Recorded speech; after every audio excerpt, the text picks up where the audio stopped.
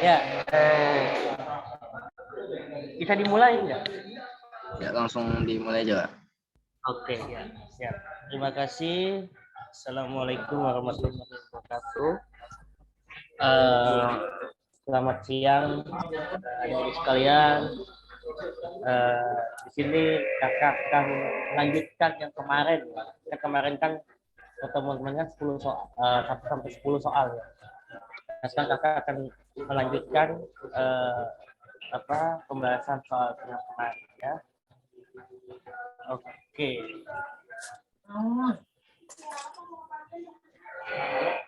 Kelihatan nggak ininya? Sudah terlihat? Sudah, Kak, sudah. Oke, ya. Kita langsung ke soal nomor 9 ya. Nomor 9 itu makna yang terkandung dalam pembukaan alinea keempat adalah itu jawabannya adalah yang D ya. Jadi alinea keempat itu membahas tentang susunan negara ya, fungsi serta tujuan dari berdirinya Negara Kesatuan Republik Indonesia. Karena pendirian sebuah negara tentunya ada tujuannya, ada motifnya. Nah, motifnya seperti apa? Nah, motifnya kalau Indonesia itu didirikannya negara Indonesia supaya ya seluruh masyarakat kita itu bersatu gitu ya. Jadi masyarakat yang ada di terus buka yang baik ke apa ya? Jadi 9D ya. 9 jawabannya adalah yang D. Oke, kemudian kita lanjut ke soal nomor 10. Nomor 10 ini adalah nilai Pancasila, salah satunya adalah nilai praksis yang merupakan implementasi Pancasila dalam kehidupan sehari-hari. Salah satu contoh terjadi ketika musibah gempa bumi. Banyak relawan membagikan nasi bungkus untuk korban bencana tersebut. Aktivitas tersebut merupakan nilai praksis Pancasila untuk sila. Jawabannya adalah yang E ya, keadilan sosial bagi seluruh rakyat Indonesia.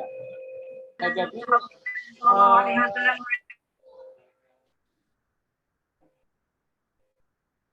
jadi kenapa keadilan sosial bagi seluruh rakyat Indonesia? Karena di sila kelima itu negara ya berusaha untuk mensejahterakan rakyatnya. Jadi di sila kelima itu negara, bagaimana negara berusaha untuk mensejahterakan rakyatnya, ya. Nah, bukan hanya saja mensejahterakan, tapi juga negara di situ memberikan pertolongan, ya, pemerintah memberikan pertolongan kepada warga negaranya apabila terkena dengan bencana, ya. Nah, jadi sebenarnya sila kelima yang lebih tepat. Nah, sebenarnya juga sila kedua juga nyambung ya. Cuman kalau sila kedua itu yang seperti yang kemarin itu dia lebih pada masalah ini ya, masalah hak asasi manusia ya. Jadi lebih kepada perlindungan hukum ya. Jadi persamaan hukum. Kalau di sila kedua, tapi kalau di sila kelima itu lebih ke pada ini ya, upaya negara dalam mensejahterakan sekaligus juga melindungi ya kegiatan ekonominya. Gitu. Nah, jadi untuk soal nomor 10, suaranya nggak jelas. Tapi kedengeran nggak?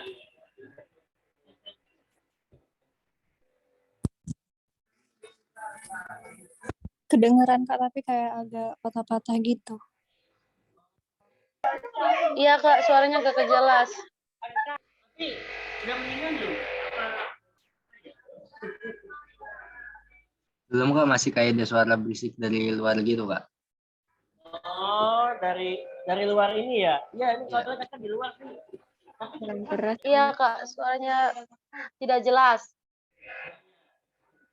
Ya, tapi ya soalnya kakak di luar jadi kurang ini juga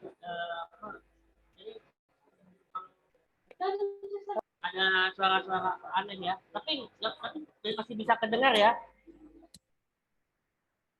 Iya, masih bisa, Kak. Oke, ya. Maaf ya, kakak di luar soalnya. Ya, kita lanjut ke sila ya. Ke soal nomor 11. Nah,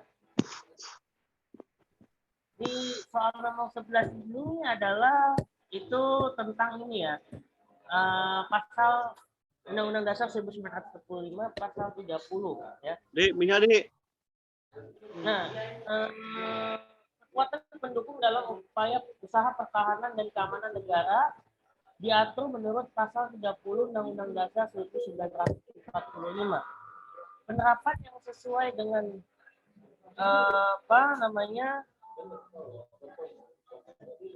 usaha pertahanan dan keamanan negara yang diatur Undang-Undang 45 adalah, nah ini tentunya di soal nomor 11 itu membahas tentang kedaulatan ya. Nah, kedaulatan negara. Nah, tentunya di dalam kedaulatan negara itu kan itu merupakan tugas TNI Polri ya, TNI Polri. Nah, tapi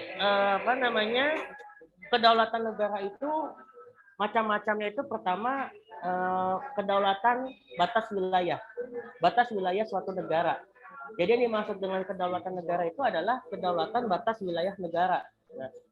Nah biasanya TNI Polri, terutama TNI ya, yang dia menjaga batas wilayah negara di daerah terdepan, ya, di wilayah terdepan, ya, di daerah-daerah perbatasan. Nah di situ biasanya di setiap daerah perbatasan itu ada pos-pos penjagaan, ya. Sekaligus juga TNI itu melakukan patroli, ya, melakukan patroli menyusuri daerah perbatasan. Nah itu merupakan tugas dari TNI, yang mana TNI itu sebagai benteng pertahanan ya dalam hal kedaulatan negara. Gitu. Nah kedaulatan negara itu macam-macam. Pertama ada batas darat, ya, batas darat. Kemudian ada batas udara, ya. Jadi wilayah udara Indonesia itu sampai ketinggian tertentu itu masih menjadi wilayah udara Indonesia. Jadi dari ketinggian 0 meter sampai ketinggian berapa ribu meter di atas permukaan laut itu masih wilayah udara Indonesia. Nah makanya kalau misalnya ada pesawat-pesawat asing yang datang, yang melintas, misalnya pesawat dari Cina, kemudian mereka ke Australia, tapi melalui Indonesia. Nah itu ketika sampai di Indonesia itu harus minta izin dulu, ya, melalui otoritas penerbangan yang ada di Indonesia, karena pesawat itu masuk ke wilayah Indonesia. Jadi ada batas udaranya di sana. Jadi selain batas darat, batas udara juga ada, ya. Kemudian batas laut juga ada. Batas laut itu tugasnya ini ya, TNI AL ya, Tentara Nasional Indonesia Angkatan Laut, itu terutama di wilayah perairan ya.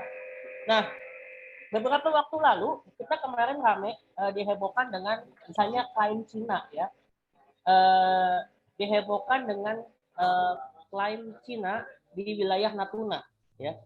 Nah itu yang kemudian klaim Cina ini menjadi ini ya, menjadi tugas utama dari TNI AL ya, Angkatan Laut, untuk mengamankan wilayah Natuna ya. Karena di tahun 50-an wilayah Natuna itu secara resmi sudah masuk ke wilayah Indonesia melalui persetujuan dari PBB. Nah, jadi untuk soal nomor 11 jawabannya itu adalah yang contohnya itu adalah yang E ya, yaitu rakyat membantu TNI dan Polri untuk menjaga kedaulatan negara. Nah tentunya selain TNI ada Polri, juga ada masyarakat yang juga ikut membantu ya. Nah apalagi kemarin itu pemerintah Indonesia ya ada yang namanya ini tentara cadangan ya. Jadi ada wacana bahwa di tiap unit di kesatuan TNI itu nantinya ada beberapa tentara cadangan ya. mana tentara cadangan ini merupakan orang-orang dari sipil ya. Orang-orang dari sipil yang terpilih untuk menjadi pasukan cadangan atau menjadi tentara cadangan. Nah, itu merupakan bagian dari upaya kolaborasi ya antara rakyat dengan aparat pertahanan dan keamanan ya. Nah, jadi untuk soal nomor 11 itu jawabannya adalah yang E ya. Nah, jadi di soal nomor 11 itu jawabannya adalah yang E ya. Tadi di soal nomor 10 itu ini ya. Jawabannya E juga ya. Jadi 11E, 10E.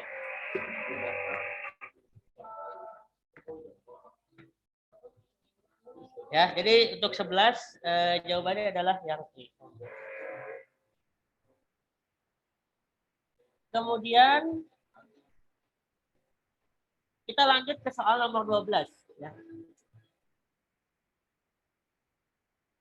Nah, soal nomor 12, pada era globalisasi di masa kini banyak masyarakat yang tidak paham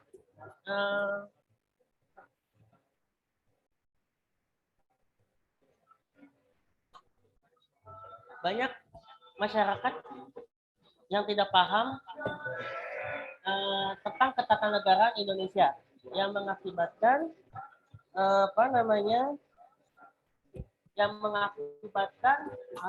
tergerusnya budaya dan pemahaman akan logo negara Indonesia, bendera, bahasa, dan lambang negara, serta lagu kebangsaan yang diatur dalam Undang-Undang 45.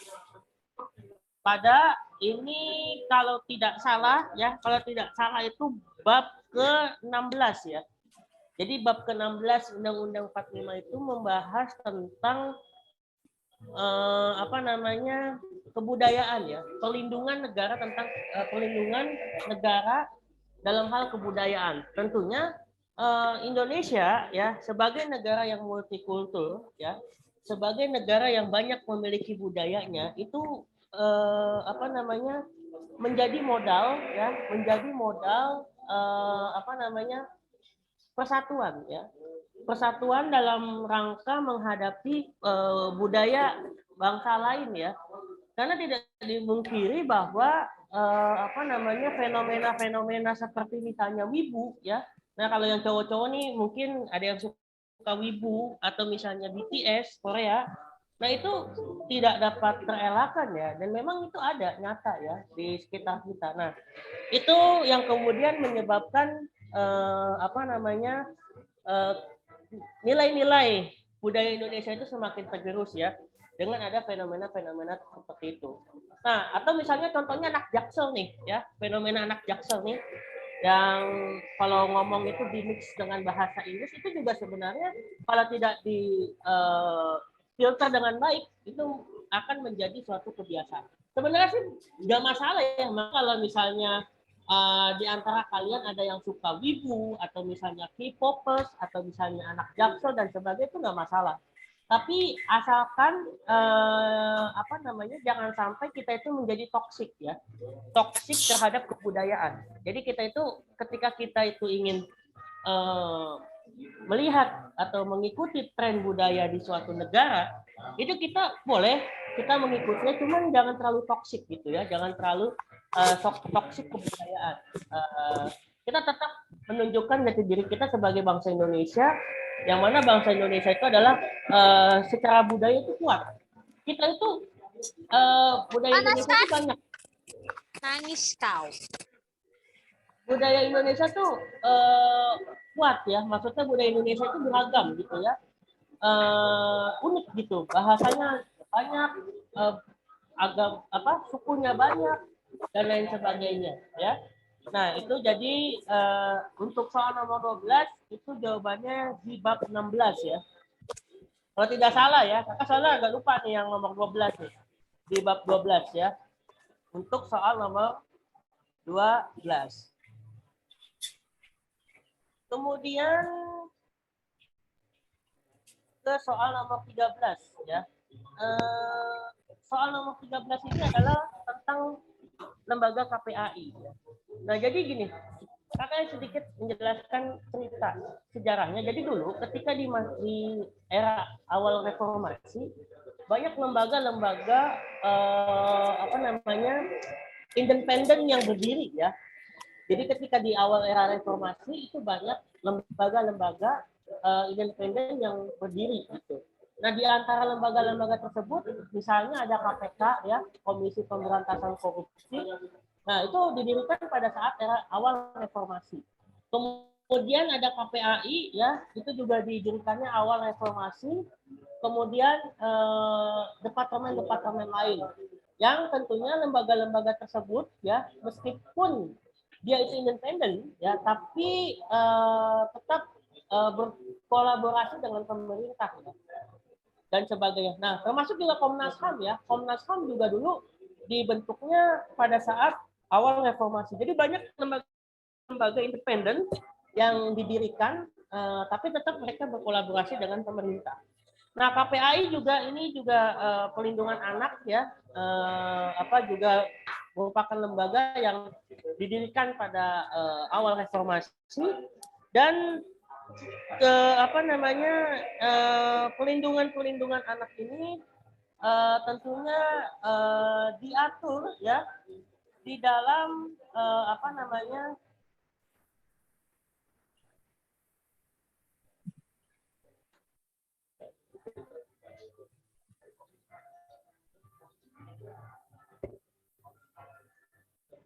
Nah, tentunya diatur di dalam pasal 74 ya, nomor 22 tahun 2002 ya.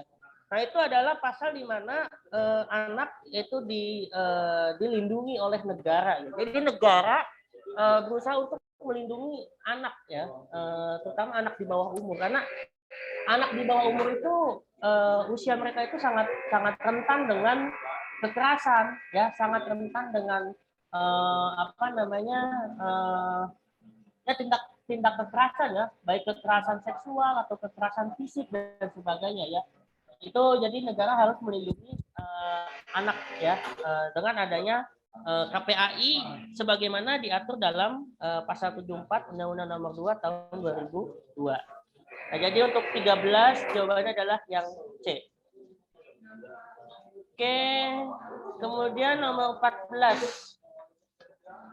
Hubungan antar pokok pikiran pertama pembukaan 45 dengan pembangunan nasional adalah, nah itu jawabannya adalah yang D ya.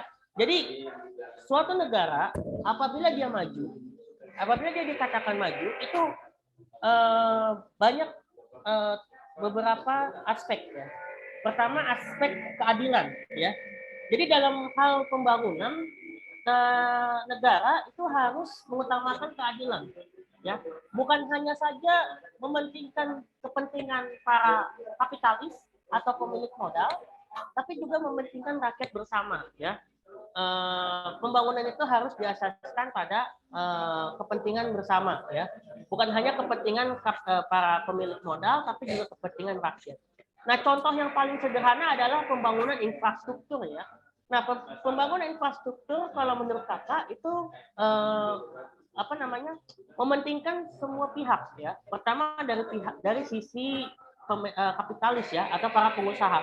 Dari sisi pengusahanya mereka mendapatkan untung ya dalam pembangunan setiap infrastruktur. Contohnya misalnya tol ya, pembangunan tol. Nah, apalagi di era Pak Jokowi sekarang kan banyak dibangun tol ya. Di Pulau Jawa aja udah berapa kilo tol baru ya, berapa ratus kilo tol yang akan dibangun gitu. Belum di Sumatera, belum di Sulawesi dan di beberapa wilayah lainnya. Nah, itu pembangunan tol itu kalau bagi kakak itu menguntungkan semua pihak ya, mementingkan segala pihak ya. Pertama dari sisi pengusahanya, dia akan mendapatkan modal, dia akan mendapatkan keuntungan dari tol tersebut ya, jalan tol. Kemudian dari masyarakatnya juga mendapatkan keuntungan. Keuntungannya apa? Misalnya bagi para sopir ya, sopir barang ekspedisi, dengan adanya jalan tol maka pengiriman barang-barang tersebut akan cepat Berbeda dengan misalnya dari melalui jalan lama ya atau jalan biasa yang itu akan membutuhkan waktu yang lama. Tapi kalau lewat tol itu akan cepat ya durasinya. Kemudian bagi sopir bis juga sama, itu akan cepat sampai tujuan ya. Dan bagi masyarakat luas ya dengan adanya tol maka akan terjadi efisiensi ya, terutama dalam hal waktu gitu ya. Nah itu infrastruktur. Jadi intinya pembangunan nasional itu harus adil ya, harus adil bagi seluruh elemen ya. Contohnya adalah pembangunan infrastruktur dan itu sesuai dengan pengamalan pembukaan Undang-Undang Dasar 1945 ya. Nah, jadi untuk soal nomor 14 itu jawabannya adalah yang E ya. Kemudian kita lanjut ke soal 15. Nah, soal 15 itu pokok pikiran dalam pembukaan Undang-Undang 45 yang menyatakan bahwa kemerdekaan bangsa Indonesia diperoleh atas berkat rahmat Tuhan Yang Maha Esa adalah itu jawabannya yang B ya, sila kedua. Karena di sila kedua itu kan tadi sila kedua itu kan secara poinnya itu kan membahas tentang masalah HAM ya, hak asasi manusia. Nah di dalam HAM itu juga ada kemerdekaan ya. Jadi di sila kedua juga membahas tentang kemerdekaan. Nah kemerdekaan itu adalah hak setiap bangsa ya, hak setiap warga negara. Jadi setiap warga negara itu Tuhan memberikan hak kepada warga negara supaya kita itu merdeka gitu ya. Bangsa Indonesia itu merdeka ya. Bahwa ya itu kemerdekaan juga merupakan bagian dari hak ya. Kemerdekaan merupakan bagian dari hak ya, hak warga negara sekaligus juga hak individu. Dan sejatinya bahwa Tuhan menciptakan manusia itu adalah supaya menjadi manusia yang merdeka. Jadi Tuhan itu menciptakan manusia itu sejatinya adalah manusia yang merdeka ya. Dan itu merupakan bagian dari HAM ya. Bagian dari hak asasi. Nah, HAM itu tergambar di dalam sila kedua, yaitu kemanusiaan yang adil dan beradab. Ya. Nah, jadi untuk soal nomor 15, itu jawabannya adalah yang B, yaitu kedua. Kemudian di soal nomor 16, Undang-Undang Dasar 1945 merupakan landasan konstitusional ya. Nah, jadi ada landasan yuridis dan landasan konstitusional. Kalau landasan yuridis itu Pancasila ya. Kalau landasan konstitusional itu ya Undang-Undang 45. Jadi kalau landasan yuridis itu Pancasila, kalau landasan konstitusional itu adalah Undang-Undang Dasar 1945. Nah, tentunya dalam prosesnya itu diawali dari BPUPKI ya. Proses pembentukan Undang-Undang 45 itu berawal dari sidang BPUPKI. Nah, ada 3 tokoh yang merumuskan Pancasila ya. Pertama Soekarno, Supomo dan Muhammad Yamin ya. Dan sebagai ya ada 3. Kemudian pada sidang PPKI kemudian para founding father kita pada saat itu mengesahkan Undang-Undang 45 sebagai landasan konstitusional sekaligus juga Pancasila sebagai landasan yuridis. Nah itu soalnya itu setelah mengalami berbagai perubahan bagian dari sistematika Undang-Undang 45 telah diubah terdiri dari atas itu jawabannya adalah ini ya jawabannya adalah yang E ya, pembukaan, batang tubuh dan aturan kealihan. Jadi gini, Undang-Undang 45 itu pernah mengalami yang namanya amandemen. Setidaknya ada 5 atau 4 kali amandemen ya di dalam Undang-Undang 45. Jadi yang dimaksud dengan amandemen itu adalah pengubahan. Yang dimaksud dengan amandemen sekali lagi itu adalah pengubahan. Nah, pengubahan apa? Pengubahan baik isi yang ada di dalam undang-undang. Ya, jadi pengubahan baik secara seluruhnya, jadi seluruhnya itu diubah atau sebagian yang diubah.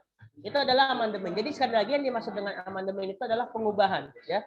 Undang-Undang 45. Nah, apa aja sih yang diubah? Apa aja sih yang diamandemen?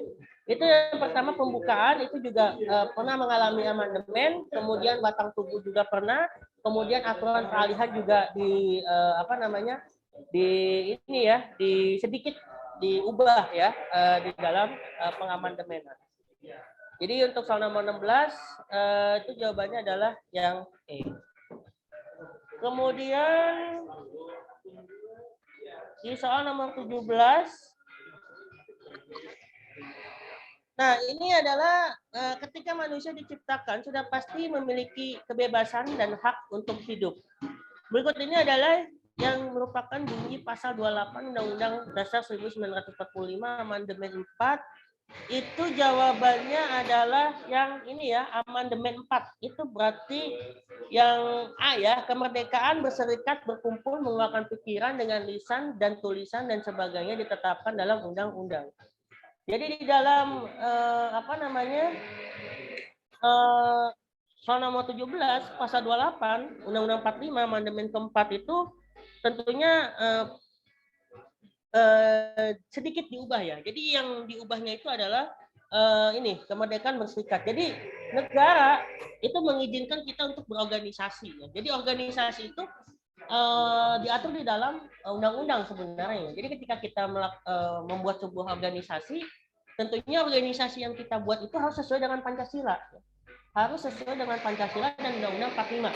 Jangan sampai ya kita membuat organisasi ya, tapi kita tidak sesuai dengan Undang-Undang Dasar 45. Jadi ketika kita ingin membuat organisasi, itu harus disesuaikan dengan Undang-Undang Dasar 1945 ya.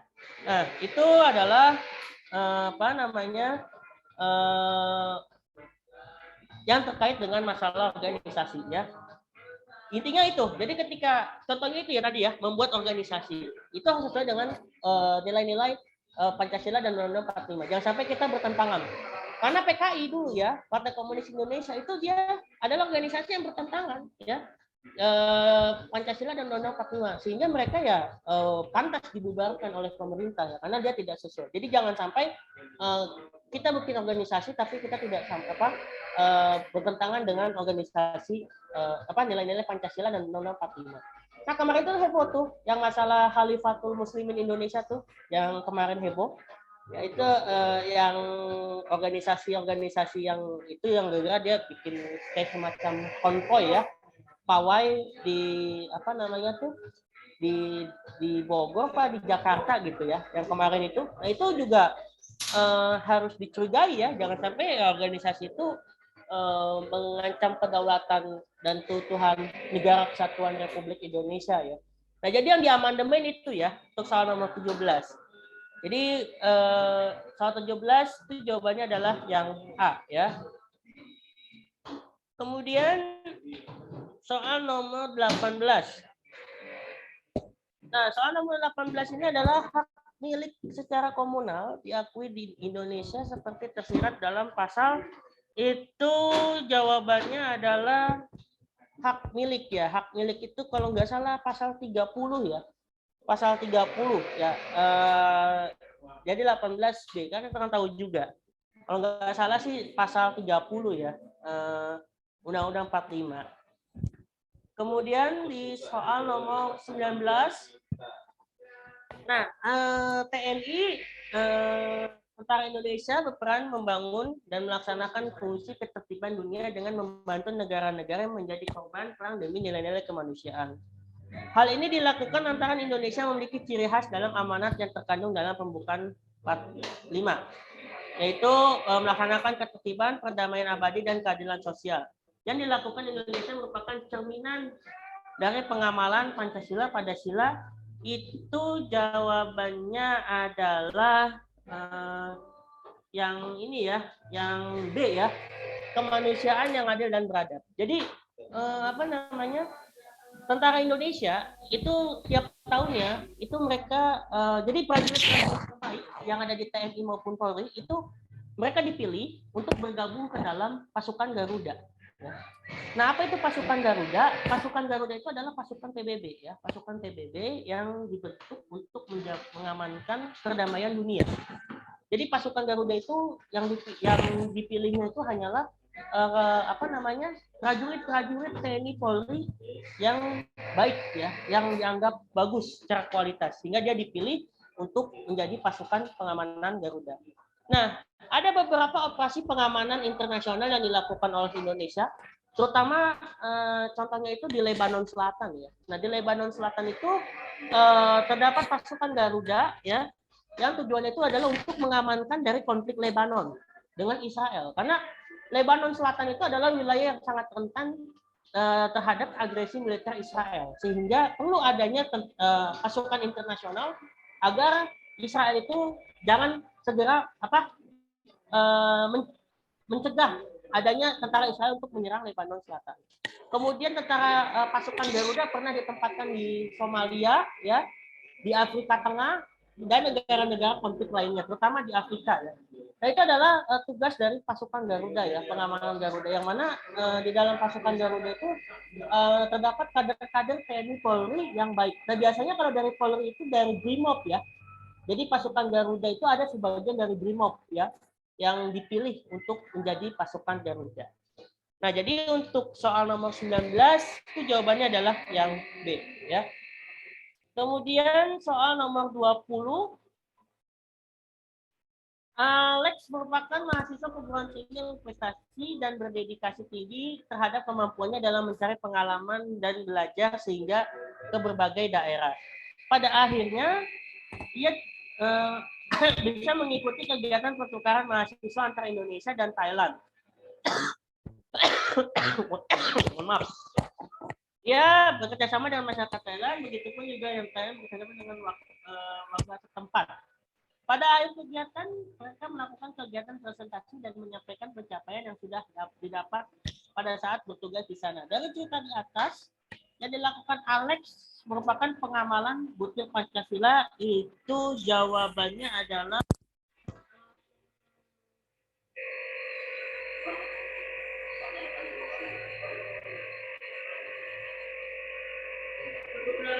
ini berarti jawabannya itu bisa Suaranya Kak, yang ini ya. Apa? suaranya nggak kedengeran, agak suara berisik gitu. Oh. Masih ini enggak? Masih berisik enggak? Saya coba deh pindah deh ke sini. Baik.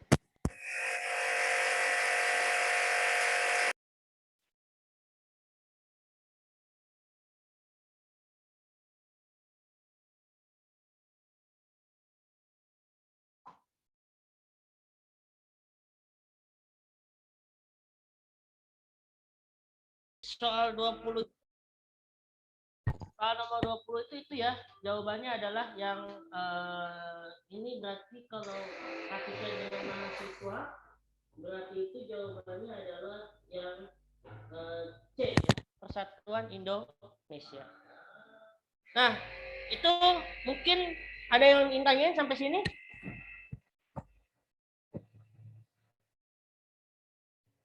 Halo, ya, ada yang ingin tanyain sampai sini?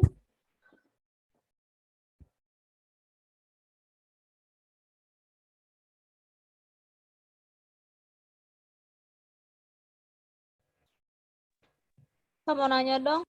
Boleh, boleh. Tadi yang nomor 18 sama 19 itu jawabannya apa ya? 18 itu tadi kalau 18.30. 18.30, 19 itu nih. 19 itu adalah yang apa namanya? Yang E ya. 18.30 B 19E.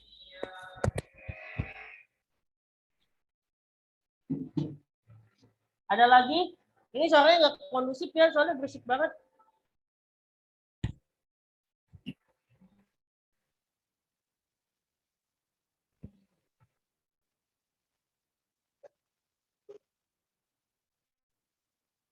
Kak, izin Kak, mau tanya Kak. Boleh ya? Nomor 1 itu bisa dikirimkan Kak? Nomor berapa? 1. Oke. Nah ini.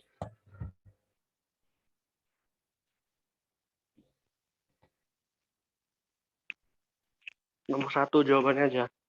Oh, nomor 1 itu apa namanya? Yang D ya, susunan negara, fungsi serta tujuan negara Republik Indonesia.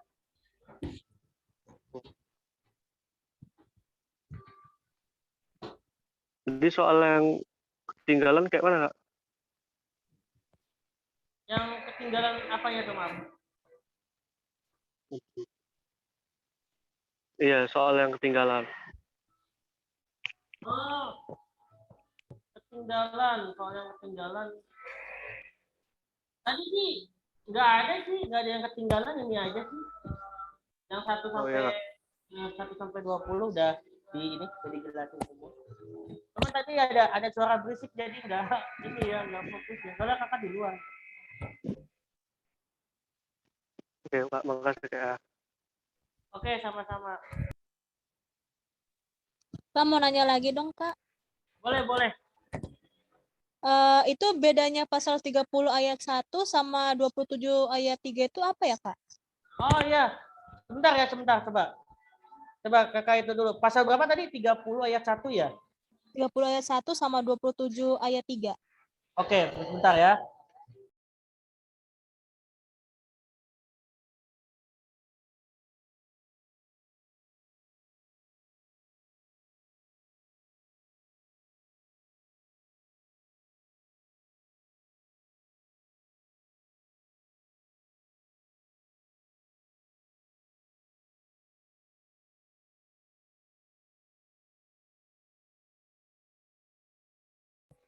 Nggak ada bedanya sih. Jadi pasal 30 ayat 1 sama pasal 27 ayat 3 itu intinya itu warga negara itu ikut serta dalam bela negara ya. Jadi warga negara itu kedua pasal itu sama ya. Jadi persamaannya itu adalah warga negara itu ikut serta dalam perdamaian negara ya, ketahanan sekaligus juga pertahanan negara ya. Jadi tidak ada ini ya, tidak ada perbedaan ya. Jadi sama pasal 30 ayat 1 maupun 27 ayat 3 gitu. Kak mau nanya lagi dong, Kak. Boleh ya? Ini tadi landasan konstitusional itu apa aja ya, Kak? Landasan konstitusional itu Undang-Undang 45. Undang-Undang 45 landasan konstitusionalnya. Kemudian kalau landasan yuridisnya itu Pancasila.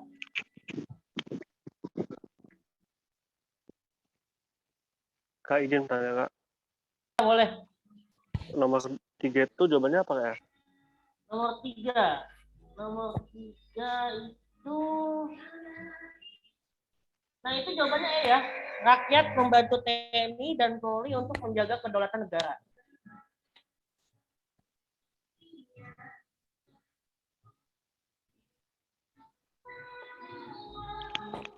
Dan itu tadi ya, di kedua pasal tadi ya, pasal 30 ayat 1 dan 27 ayat 3.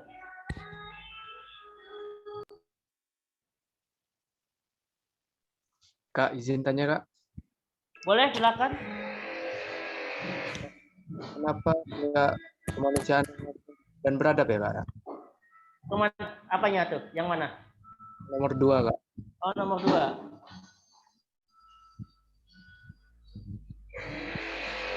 Nah, kalau ya kenapa enggak yang B? Karena kalau yang B itu kemanusiaan yang adil dan beradab itu lebih kepada persamaan dalam hukum.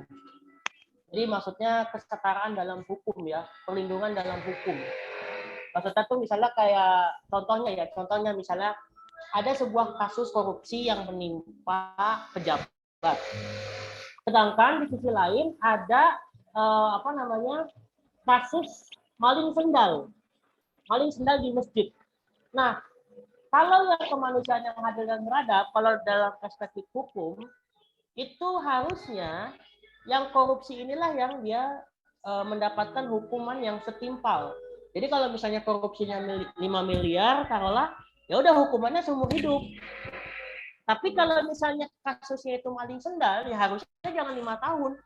Kan permasalahannya kan kasus maling sendal hukumannya 5 tahun, tapi yang korupsi hukumannya 1 tahun. Nah itu nggak adil secara hukum. Jadi kenapa nggak dimasuk ke dalam sila kedua? Karena kalau di sila kedua itu lebih kepada persamaan dalam hukum, dan itu bagian dari hak asasi manusia.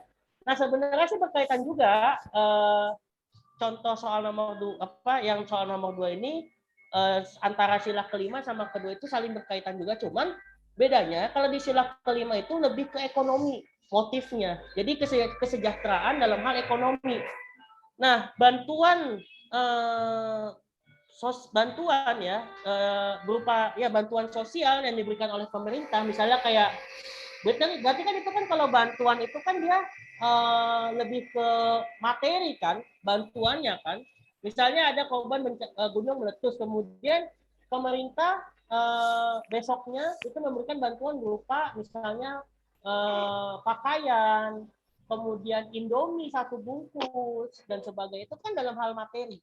Nah, jadi kalau yang sifatnya materi tanda kutip ya atau ekonomi itu masuknya ke 5 karena itu bagian dari upaya kesejahteraan negara ya dalam meningkatkan kesejahteraan rakyat gitu. Nah, sebenarnya bukan hanya saja ke ini ya masalah kasus bencana alam, tapi misalnya kayak program-program misalnya bansos ya, bantuan sosial, kemudian BPJS ya, kemudian kartu Indonesia Pintar ya yang dikeluarkan oleh Pak Jokowi itu adalah bagian dari pengamalan sila kelima ya. Jadi bantuan-bantuan berupa selain bantuan bencana alam ya, tapi kayak BPJS dan sebagainya itu adalah bagian dari upaya negara dalam meningkatkan kesejahteraan masyarakatnya. Jadi kalau menurut kakak yang lebih tepat sih yang E ya, karena kalau 5 itu yang sila kedua itu lebih ke persamaan dalam hukum gitu. Gitu sih.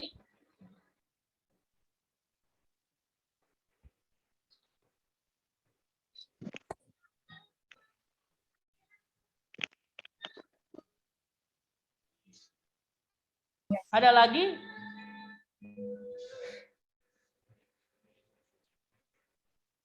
Ada yang ingin tanya lagi nggak?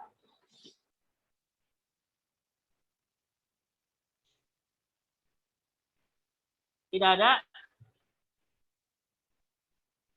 Kalau tidak ada, saya kembalikan ke ini Kak.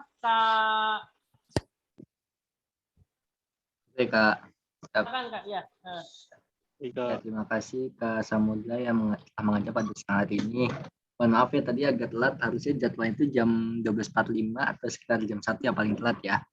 Tadi kakak karena apa ya, di situ kan hujan deras nih, lagi musim hujan di daerah Jabodetabek, hujan deras. Dan itu kakak ngantuk banget gitu, capek banget gitu kan. Capean kan dari kemarin apa yang ngurusin layout, terus ngurusin yang live teaching juga. Semalam juga kita live teaching sampai malam ya, gitu nyampe jam 10 gitu waktu bareng Kak Yoga. Dia gak kecapean, terus di pagi kakak langsung apa ya nganterin orang tua kan pergi, jadi baru sempet apa ya istirahat terus tadi sekitar jam 10:30 lah setelah ngurus grup ya, ngurus peserta TO yang bermasalah, yang akunnya bermasalah gitu, yang nggak bisa login atau yang mau di reset. Jam 11 kakak istirahat ketiduran gitu, baru kebangun tadi gara-gara ada suara petir gitu, terus baru ngeliat jam, oh udah jam segini gitu, makanya tadi agak telat gitu. Terus juga Kak Samudra mungkin tadi agak itu ya karena apa namanya nggak ada kabar jadi langsung kayak pergi atau jalan-jalan gitu ya mungkin, jadi agak kurang kondisif, mohon maaf ya. Sampai sini ada pertanyaan. Untuk file kajian pembahasan nanti kakak share ya ke grup event tryout, yang peserta tryout yang baik yang dari Hore Digital yang gratis sama yang paket dibayar, nanti kakak share di grup sama dari grup-grup binaan Bimbel Hore Digital. Nanti ada beberapa grup yang kakak share, nggak semua grup karena ada grup Bimbel Hore Digital yang masuknya itu secara apa sukarela, ada juga yang joinnya itu pakai syarat dan ketentuan ya. Jadi nanti mungkin kakak yang share itu yang pakai syarat dan ketentuan gitu, yang grup khusus itu, grup gratis secara khusus itu. Terus untuk yang nanya dari Fauzan ya, yang nanya nanti malam Zoom jam berapa, kemungkinan jam 19.45 ya, atau bisa 19.45 WIB. Nanti kemungkinan Zoom-nya kita TIU ya, biar nggak bosan. Nanti malam kemungkinan kita Zoom-nya TIU, bareng kalau nggak bareng Kak Retno, nanti bareng Kak Bagas. Dipantau aja di grupnya. Jangan sampai ketinggalan ya, gitu. Semoga nggak telat lagi gitu. Setelahnya mungkin nanti jam 8 malam. Kalau jadi ya, soalnya takutnya kalau apa ya di Jabodetabek itu lagi musim hujan deras, lagi musim hujan, takutnya kalau ada gangguan sinyal tuh di luar dari kendali pihak bimbel ya gitu. Kalau upload recordnya nanti agak malam ya, soalnya ini kakak lagi kondisinya hujan terus jadi nggak tahu, takutnya uploadnya lama gitu. Kayak yang TWK juga kakak baru sempat uploadnya tadi sekitar jam 10-an lah, sambil ngurusin yang peserta TO sambil ngupload gitu kan, jadi langsung di share gitu. Kalau udah nanti kakak kabarin kok untuk kalau misalnya videonya udah diupload, terus juga apa namanya, kalau yang subscribe kan nanti ketahuan dan notifnya tuh. Oke, untuk Ananda soal dikirimkan, soal yang oh ya nanti dikirim orang kok. Oke ya, oh ya semoga nggak penuh. Iya semoga nanti malam nggak penuh lagi gitu. Nggak telat ya. Yang penting kalian joinnya di awal waktu aja gitu biar nggak penuh. Sebenarnya kan apa ya, bimbel digital kapasitasnya cuma 100 doang kan zoomnya gitu. Mungkin untuk next kakak pesan akun zoomnya yang 300 ya, 300 peserta kapasitasnya 300 sampai 500. Kalau sekarang karena baru 100 gitu, karena kemarin juga sempat ada gangguan sama akun zoomnya, makanya pesan aja buru-buru ada stoknya yang 100 peserta, ya udahlah gitu, daripada nanti nggak ada zoom gitu. Ya, sebenarnya ada pertanyaan? Kalau nggak ada mungkin langsung kakak akhir aja ya, karena kakak juga agak gangguan sinyal, terus juga tadi ada bisik gitu, jadi agak kurang kondusif. Mungkin kakak, jadi kalau misalnya ada ingin info lebih lanjut atau tanya-tanya di dalam lagi bisa lewat grup ya, kita langsung di grup aja, nanti insya Allah kakak respon. Sekian dari kakak, mohon maaf apabila ada kekurangan, mohon ada gangguan, dimaafkan. Wabillahi taufiq wal hidayah. Wassalamualaikum warahmatullahi wabarakatuh. Terima kasih semuanya. Waalaikumsalam warahmatullahi